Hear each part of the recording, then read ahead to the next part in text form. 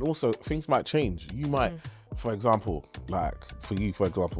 you might be able to cook and clean and do this stuff, but then we're getting older. You might have back pain. So you would let somebody know, babe, you know what? My back's hurting. I can't stand in the kitchen for this long. Can we do this or can we do that? Or can we have this? Can I make this quick meal? That means, do you know what I mean? It's not a problem. Communication is key. Do you know what I mean? But why do you feel like people are just so scared to communicate in relationships? I think people are scared to argue. I always tell me, don't be afraid to argue. Arguing is okay. But that's the problem. I think when people have disagreements, a lot of the time those disagreements then turn into other things. Do you know what I mean? And so you don't want to start like having an argument. Like with us, we can argue and disagree, but then we're going to come to a conclusion that's going to be put to bed and we're going to move forward. Do you know what I mean? Whereas I think some other people, you have an argument now you're not talking for a while, now he's gone to the pub or he's gone out with his mates and is coming back late for the next 3 or 4 nights.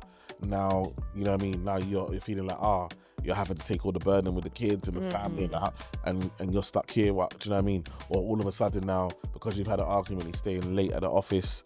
Do you know what I mean? Which means you don't get the support. By the time he comes home, he just says he's tired. He said he's already eaten, doesn't want to eat your food no more.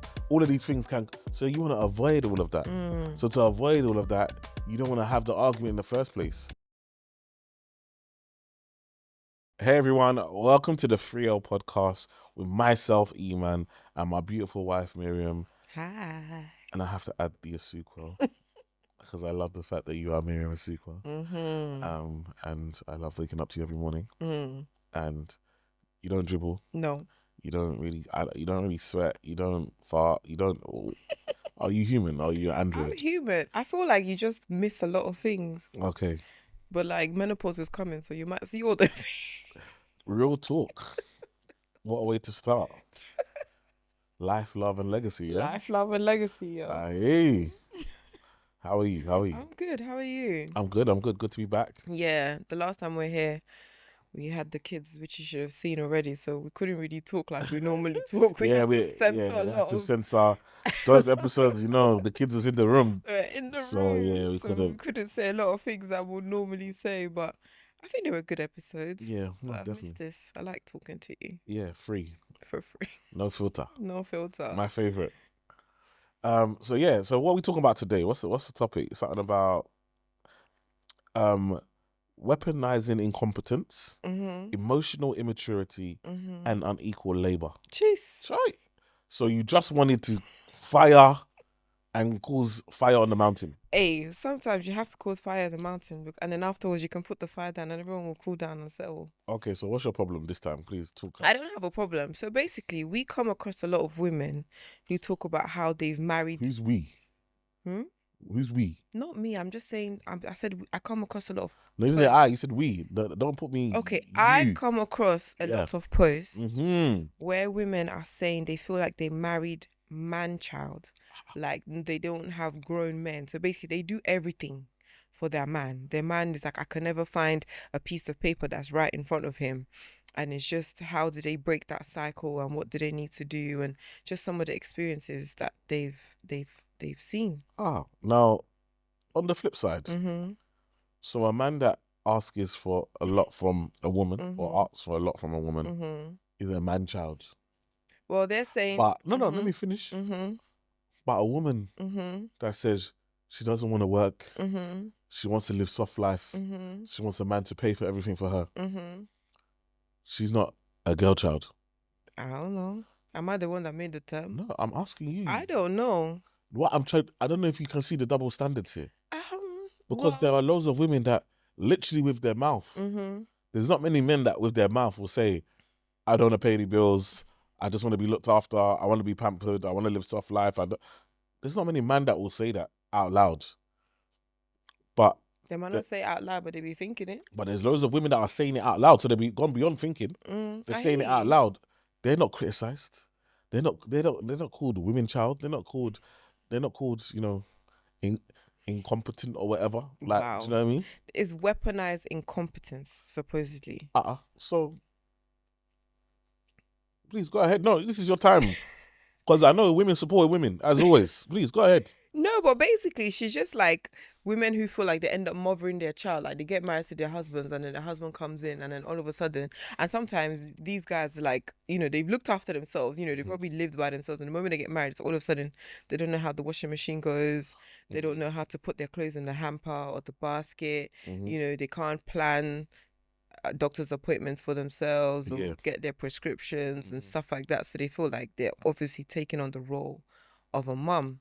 And it can get frustrating, especially if the woman is working as well. Maybe they have different jobs, but they're still working 9 to 5, and she feels like, and then if they have kids as well, they're like mothering their husband or their partner. So where would you set the boundaries? What's too much? What's too little? What's okay? What's not acceptable? I mean, general help is general help. I feel like the same way your partner will help you the same way you would help your partner. But I feel like for them, they feel like, the just the basic things, like where do you put your car keys? Like find somewhere to put your car keys. I know that it's always going to be there, every day type thing. Know who your doctors are, know who what your prescriptions are, so that if your missus is away, you can sort it out, cook a couple of meals. Do you know what I mean? Those type of things. Okay. No, I hear you, and I think that's fair. And again, I think we'll come on to how we can overcome that. But I think a lot of men will say, well, when you were living alone, you could take out your own rubbish. Now all of a sudden, you don't want to take the rubbish out anymore. All of a sudden, you don't want to drive anymore. All of a sudden, bills that you used to pay, you don't want to pay anymore. Or do you see what I'm saying? So no, I see what you're saying. I feel like when it comes to, I don't know, I feel like in this discussion, money is somewhat always separate from it type thing. Like, I don't know. Or women make money separate from it. Maybe they remove the money element from it and they just look at the practical elements, especially if both of them are working and they're contributing to both the households 50-50. It almost feels like you get married and then the man just feels, oh, I'm married now, I don't need to do anything, even though the wife is contributing financially to the household. Okay. No, I hear you. I think if the relationship is 50-50, then that's fine. It should be 50-50. Do you know what I mean? And on everything, yeah. So you can split different things, and maybe not even 50-50 on everything. Like, so yeah, okay, you might like look after the doctor's appointments or all the doctor's prescriptions or whatever like that. But then he might take out the trash or do other things. You know what I mean? So if it is 50-50, then there can be everyone can have their roles. But I think that's communication, right? Yeah. And I think sometimes it's like she might be in a position where she feels, oh, he's a man child or whatever, but did you not create it? Because again, a lot of the time you'll find that in the beginning, when love was in the air and you was doing super love, you were willing to help. Not willing, you wouldn't even let him. You wouldn't even let him do this stuff. Do you understand what I'm trying to say? Like, so you would go, oh, I'll take care of that, or I'll do this, or I'll do that. And you set a standard that you can't maintain. And now you're angry at him that he expects you to do things that you've always done. Instead of you coming and saying, well, actually, I used to do these things before, but now I can't do them anymore. You never had those conversations. Do you know what I mean? Ladies, let me know. Do you feel like women are the reason why certain things happen because we've created a precedent before, and then now you're married and you're in the house, you're just like, oh, we don't need to do the precedent anymore? Do you feel like it's women that create the issue, or do you feel like it's a bit 50-50 in that respect? Because that's a good point. Of course, that's why I'm here. I'm here for the balance. I'm here to make sure that we're not all one-sided. You know what I mean? But I feel like, I definitely feel it's important to have the conversation and make sure. Like, imagine you now coming to tell me, man, I need you to cook twice a week. Excuse me. What do you mean? Did I say I wanted to cook? Is that what I signed up for? That's not what I signed up for. Do you know what I'm saying? If you say you don't want to cook twice a week, that's fine. You don't have to cook twice a week. Fine. We'll find an alternative. Or even me, you talked about, there's a piece of paper in front of them and they can't see it. Like, sometimes create a strategy. Like with me, I put things in certain places. And so I know to put things in certain places. So then I know to go back to those same places. That's how I that's how I make sure I don't lose stuff, and I keep counting. I make sure I don't forget. I have a number, as you know. I have a number system, so I know how many items I need to when I'm leaving the house. How many items I should have. So I count the items before I leave. If I haven't got the right number, then I know that I forgot something. You forgot something, yeah. And so it's about having systems so that you can, because naturally we're busy. We're going to be on the go. We're going off. We're going to forget. We're going to things that even. And again, even when you're looking for something, because you're so frustrated that you can't find it, you're not looking properly. Do you know what I mean? So, and also sometimes, let's be honest, like we have it where I'll be like, I can't find my shoes, and you'll come and find them, but you're the one that put them there, so of course you're gonna come and find them because you put them where you know where they are. Does that make sense? No, I hear you. I feel like there is that instance as well. Like, obviously, I would just be tidying up and put stuff away because you're tidying up in it. And then he'll be like, oh, I can't. And I'm like, yeah, but it's literally in the, but I guess it's not in the right cubicle because he'll know, like, oh, this is the cubicle that it was in. And then maybe it's in the one underneath and it's pushed all the way to the back. So, yeah, I hear you on that. So, yeah, but I think, so what would you say to the woman if to your fellow females, your fellow wives, your fellow girlfriends, your fellow women in relationships that are now in this situation and they feel like, oh, actually, you know what, I can't get, like, this is becoming really annoying. Because again, I think for the man, them, these are things that are definitely will hurt you in the bedroom department. You know what I mean? Like, these things will make that, like, these are things that are not going to get someone in the mood. Nah, if you're forever forgetting stuff, if you're overworking her, you're over, you know, if you're not doing what things that she thinks are basic, you're not going to look sexy to her. You're going to look incompetent. You're going to look, it's not going to be appealing. Yeah, I hear so you. how do we get over this?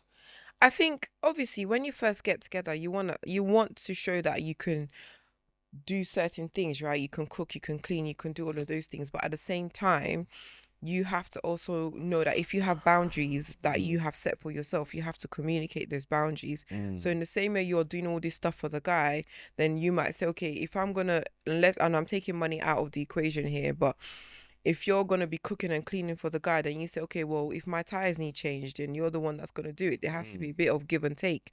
And then when you get married, because a lot of men get married and they feel like, oh, because they have a wife now, they don't need to do anything within the home. But if that's not something that you're happy to, you have to communicate it beforehand, because it will definitely cause issues when you get married and you start living together. It's not when you're dating. When you're dating, it's sweet because you're in separate houses, separate lives. You only come together for a little bit and you separate. But when you get married and you're living together, that is when the cracks really begin to show. So you have to know and you have to speak about it beforehand so that when you go, everybody knows what is expected of them and if they're happy with what is expected of them. Yeah, and even if you are doing stuff, you have to let them know what's realistic. And also, things might change. You might, for example, like for you, you might be able to cook and clean and do this stuff, but then we're getting older. You might have back pain. So you would let somebody know, babe, you know what? My back's hurting. I can't stand in the kitchen for this long. Can we do this or can we do that? Or can we have this? Can I make this quick meal? That means, do you know what I mean? It's not a problem. Communication is key. Do you know what I mean? But why do you feel like people are just so scared to communicate in relationships? I think people are scared to argue.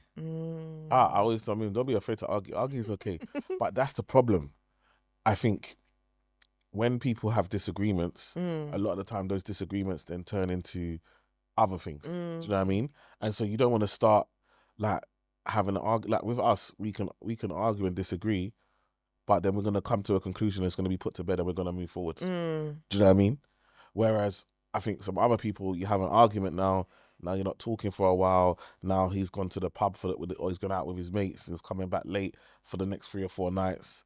Now, you know what I mean? Now you're feeling like, you're having to take all the burden with the kids and the family and you're stuck here. Do you know what I mean? Or all of a sudden now, because you've had an argument, he's staying late at the office.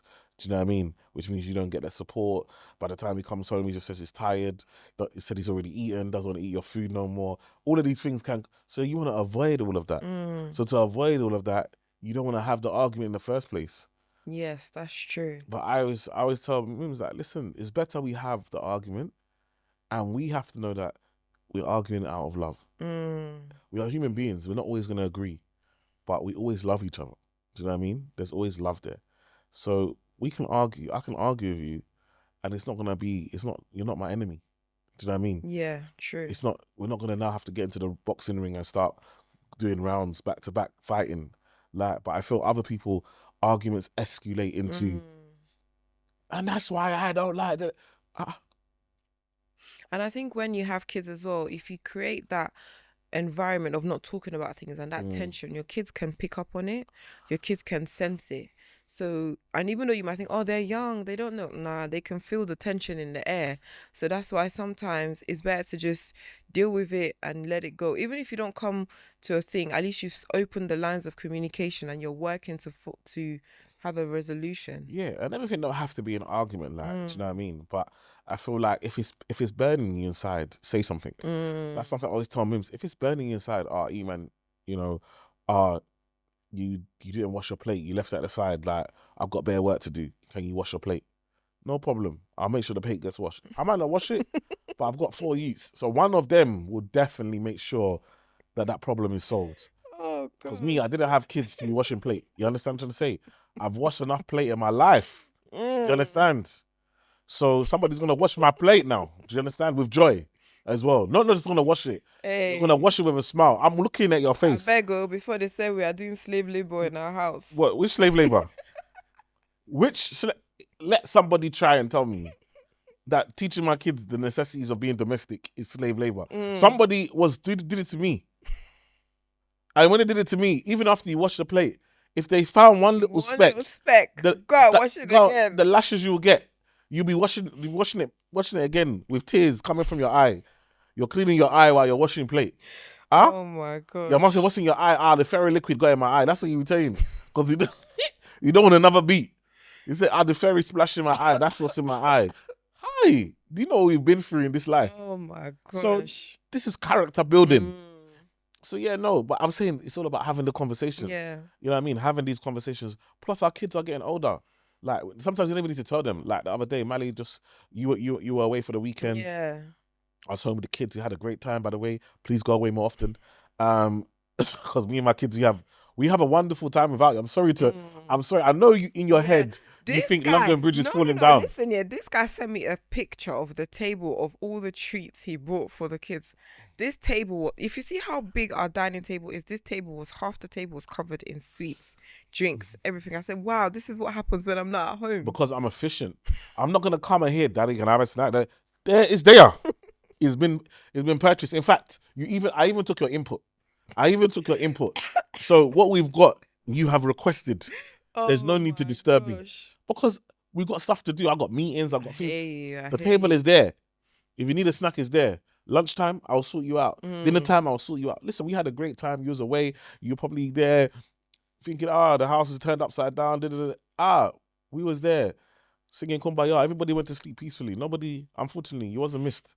Thank you. But when you came back, we loved you being back because we enjoyed it. But feel free to go away for another few more days. Okay. And just let me and my children enjoy ourselves. No problem. We went to dinner as well, by the way. Oh yeah, he took them to dinner, guys. Can you see? He took them to dinner. Sporadically, just guys, should we go dinner? Yay! And we went to dinner. You know the levels. So we had a good.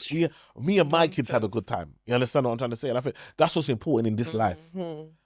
The love between father and child. So you're still talking. Sorry. I'm just expressing myself. So going back to your topic of today. I think the number one thing we're talking about is communication, right? Yeah. And I think how do you deal? Like, I think this is a good one for you as a woman. Maybe obviously I'm not hot tempered, like, I really am a nice guy in real life.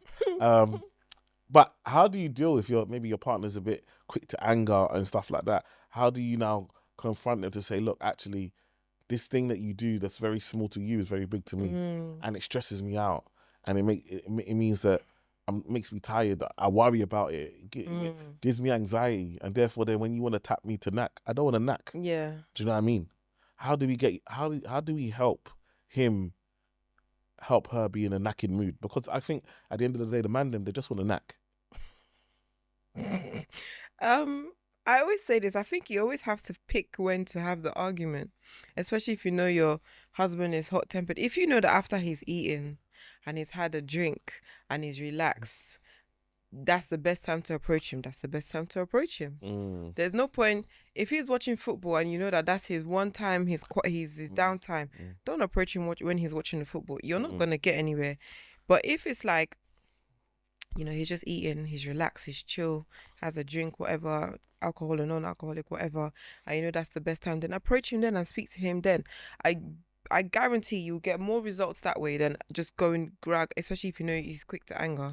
So you have to use discernment. Okay. You have to use discernment. I love that. I think also for the man them, I think it's one of the things that I think, like, with being a man, and especially if you say you want to be the leader in the household, that means that you have to be prepared for the most criticism. Yeah.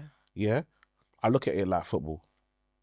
When I look at it, I'm an Arsenal fan. I see Mikel Arteta for the last however many years, everything has been on his head.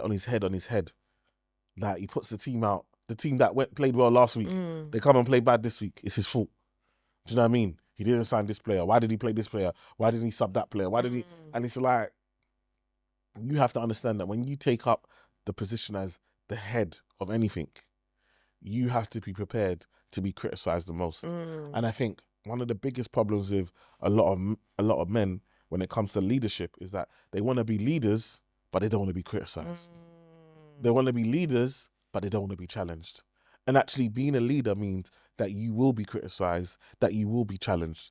And so if you don't want to be challenged and you don't want to be criticised, then you're not prepared to lead. Yeah. You're not ready to lead. And you need to step back from that. Okay? And so if you want to be a leader, like, you can't be getting angry quick because your partner in this life is telling you, I need your help and assistance. Now, again, it's the tone. I think a lot of time with ladies, you gotta know your tone. Like, boy, you so silly. Are you dumb? Are you blind? Can't you see? This is not the best way to get started in this. You don't be saying, he's hot-headed, But what are the words that you're using? How are you approaching? Why not be like, yo, babe, oh, babe, I've told you this a few times now. Like, we need to do X, Y, Z. Can you do that for me? Please. Thank you. I love you. Where can he be hot-headed? Where can the anger come from? Our approach is very important. How you approach the situation is very important. And as men, we also have to understand that it's not every day you get angry. Be in control of your emotions. If you need to go to therapy, go and sit down with a therapist and talk about your problems. Maybe it's because you never made it as a footballer. Oh gosh! Shout out to Ado. You will never make it. Maybe it's because that, or maybe you don't feel like you're at where you need to be in life. That doesn't mean that now you just be shouting up and down for no, like, quick to anger. Just rah, rah, rah, rah. That's not. You're not a Rottweiler. You're not a dog. You're a human being with sense. So be using that sense to actually say, okay, thank you for, even me sometimes when me come to tell me, I'll be saying, thank you for letting me know, you know. Inside I'm burning. I don't want to hear it because but I understand that it's necessary for us to move forward. Yeah, hey. Do you understand? It's like, again, football. Not every day you want to train. When I came outside the door, opened the door today, everywhere was white. I said, where am I? Am I in England or am I Antarctica? I'm waiting to hear my man. What's my man that does the voiceovers? David Attenborough. I'm waiting to hear Attenborough start talking. Black man in the Pacific, like black man leaves his house, looks outside. Like, what is going on out here? You understand what I'm trying to say? I feel like I'm in a documentary. Oh my gosh! So it's really important that we understand that, let's be in control of our emotions. Let's understand that our partners are allowed to criticize us. They're allowed to give us guidance. They're there. It's even biblical. God said the women's our helper. She's there to help. How do you help somebody without giving them advice? Mate. Hey, that was a word. That was a word. Jeez. Do you understand what I'm trying to say? It doesn't work. The fact that you're my helper means that I need to listen to you. You're here to help.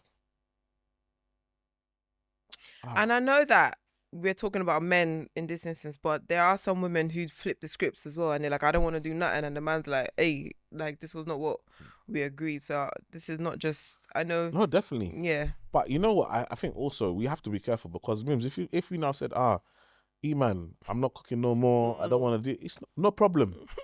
Me, I will find somebody to cook. I will find somebody.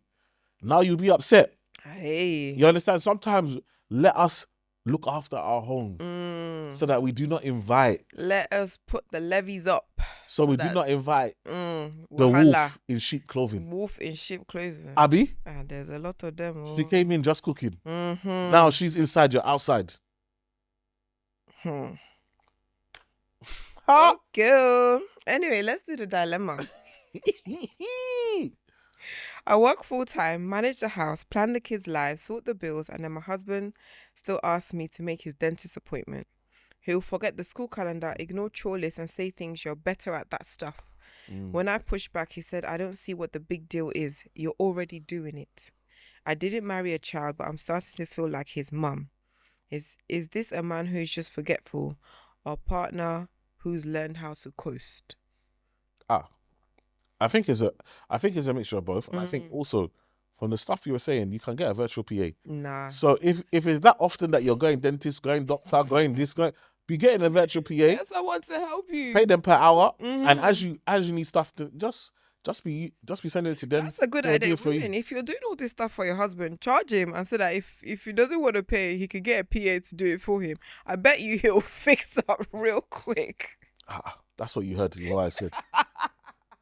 I said get a virtual PA. You said, charge your husband. Hey. Your husband that you married. She's working full time till death do us part. Mate, if you're going to pay someone, pay your wife. You know what? She'll be more happy to. I don't know. I pay my wife. Listen, I'll be like, Mims, my back is having the massage. How much? I'll be paying them. Mate. My back will be good in the morning. I'll be taking the money still. You know what? Sometimes I feel like she's not going to take it. No, she 100% she will take it. 110% she'll take it. I'll take it. Why not? Why not? Do you want someone else to be massaging your husband? Answer that question. That is a very good question. If you're offering to pay, why not? I hear you. You'll pay for my nails or something. I don't know. I hear you. So yeah, what's your thoughts on it? I do feel like what we've said before, it does get frustrating. It does get annoying when you're like, oh, you're doing it already. But it's like, okay, just take one thing off my plate. Yeah. Why do I need to carry everything on my plate? And then you just come home, get to sit down and eat food. Do you know what I mean? Nah. Yeah. I think you need to establish give him his tasks. Don't even say, babe, can you help me with, if you've said ask enough, and just say, okay, babe, you're in charge of this, and just leave it in his hands. Wonderful. I believe in that. I think you got to empower people as well. And also give him grace. The first time he does it, he might not do it as good as you. Yeah. But that's okay. You know what? Sometimes I find it's like, I don't want to let him do it. He's not going to do it good. How would he get better? True. Were you perfect the first time you did something? No one's perfect the first time. So give him grace. Even if it means that after he's finished, you're going to go back and do it a bit, finish it off properly. Do you know what I mean? But keep encouraging, keep letting him know where he can improve. Eventually, he'll get to your standard. Do you know what I mean? Get there. And sometimes you don't need 10 out of 10. Sometimes 8 out of 10 is okay. Mate, as long as it's done, As long as it's done. It's one less job that you have to do. But yeah. All right, cool. So to wrap up, what would you be your kind of top tips for women with men who they have babied in most sense, and now they just don't have the time or the energy to continue it? Like I said, obviously communication, but if communication is not working, give him set tasks he has to do, and don't do it out of frustration, because he'll just feel like, oh, I can wait you out. No. Give him his tasks and say, these are your tasks now, and this is how we're doing. Especially if you're contributing financially in the house and you've already pre-agreed that this was what you were going to do. I would say that if you're not married yet, make sure you say, these are what my boundaries are, because it's not when you sign on the dotted line that you want to try and start changing everything. It's difficult. It's not easy to walk away. So that's my own. That one is a whole episode in itself, because what you said is so true. Sometimes you want to play good wife, and then you're doing things that you know, and even some things are not sustainable. Some things he wants.